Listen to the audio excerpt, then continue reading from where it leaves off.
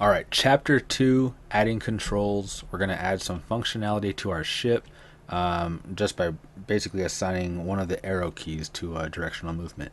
So the first thing we're going to do, let's press 7 to go into top view. Notice my ship is facing straight downwards. If yours is already pointing up towards the top of the monitor, you don't have to worry about this step. But I need to turn mine around. So I'm going to right click, I'm going to press R, I'm going to hold down to the control key, and I'm going to turn it all the way around until it's pointing upwards. So there we go. My ship is now facing the right direction. Now my cursor is already in the center of my screen. However, if you left click it and you move this cursor, that's going to affect where objects spawn. So I want this cursor in the exact middle of my screen. I'm going to press Shift S and I'm going to select cursor to center. So now my cursor is in the center. I need to add the ground now, and I'm going to use a cube to do that. So I'm going to press Shift A. I'm going to add a mesh cube like that. There's my mesh cube. I want to make my ground pretty big, so it's going to be like that. Now if I press 1 and go into front view, I can press Z to go into wire mode. I'll press S and then Z, and this will make my cube scale along the Z axis. Now if I press Z to get out of it and I grab the blue arrow, I can bring the ground straight down by just dragging it like that with the blue arrow. I'm going to put it right beneath the ship. Okay, so that looks pretty good. Let's see, and I'll press S and then X again to make it a little more triangular, or rectangular. That's fine. Perfect. And that brings us to step number 8. So with my ground plane still selected, I'm going to find the physics tab right up here in the properties panel. So there's the physics. I'm going to add rigid body. I'm going to change active to passive, just like that.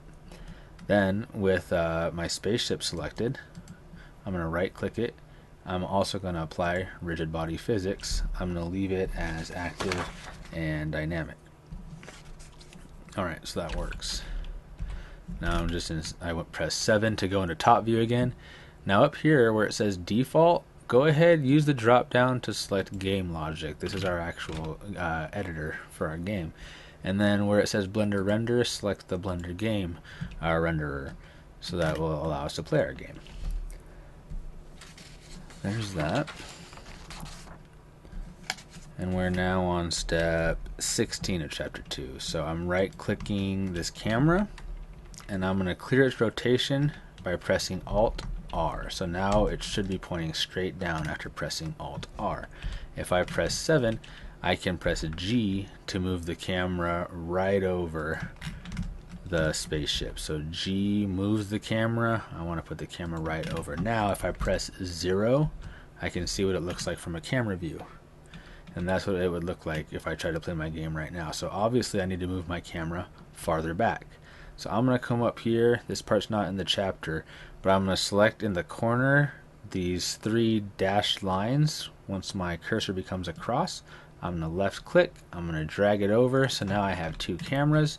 I'll just zoom that one in a little bit. And now if I hold the middle mouse wheel, I can zoom out and I can see exactly where my camera is. Now when I grab the blue arrow and I move my camera up, I can see on the right hand side what exactly my camera is seeing as I move it.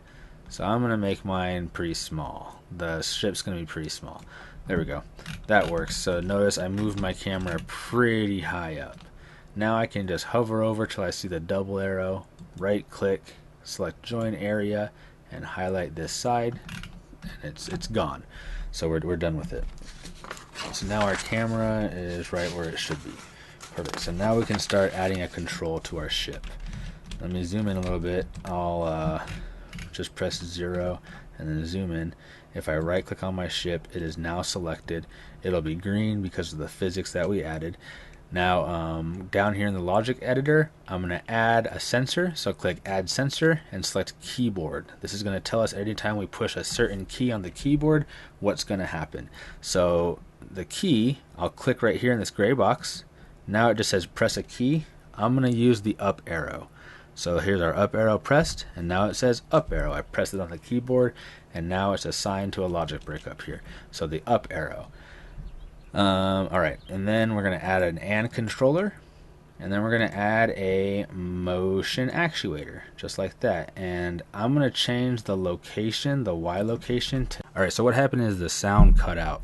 So I'm re-recording this. I'm just watching the video that I'm doing, alright? So I'm connecting all three of the boxes up. Now I've got them all. I'm in the render tab. I'm selecting the standalone player and the start button. Now if I try this out and I press the up arrow, my ship moves up. Okay, so I know that my functionality is working. That's good. Now I've got to add 3 more directional keys. So I've already got up. I got to add down, left, and right. So I'm going to change the name of this sensor to up. Alright, and I'm minimizing all of these by clicking the white arrow. Now I'm going to do this in a very quick way. I'm going to add 3 keyboard sensors. Okay, there's 1,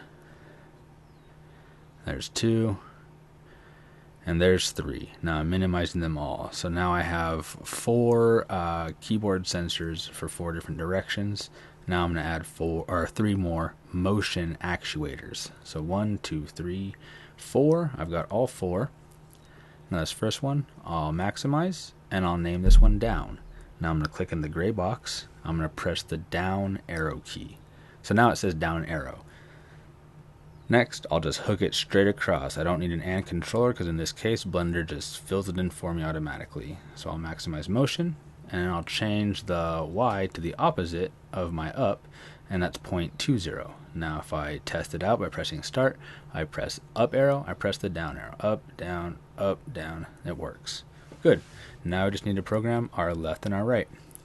So this one, I'm going to name left, and then I'll select the left arrow key. There's left arrow. And I change my motion. I believe it's going to be 0.2. Yep, so 0.2. And I connect them up. It automatically adds an AND controller for me. I press start. Now I go left if I press the left arrow. Perfect. My last one's going to be my right.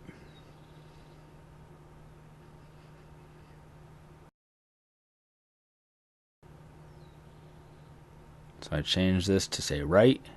In the gray box, I click it and I press the right arrow. There's no right arrow. Now it says right arrow. Then in my motion actuator, I'm going to hook it up first, and then I'm going to change the X location to minus 0.2. So now if I hit start, I go left, right, up, down. Okay, so I have basic functionality for my ship. I press escape to exit, and then I can minimize all this, and it looks all nice and organized. So there we have it. Press start. We have the beginnings of a basic game. So up, down, left, right on the keyboard. Good. Now I'd also want to caution you, before you go on to the next chapter, if everything's set up as planned and as you wanted it and it's working correctly, go ahead, hit file, and then hit save. And it saves your Spaceship 1. Okay? Make sure you do that often. You never know when your computer's going to crash on you. I've had it happen at very inopportune times. So save your project often.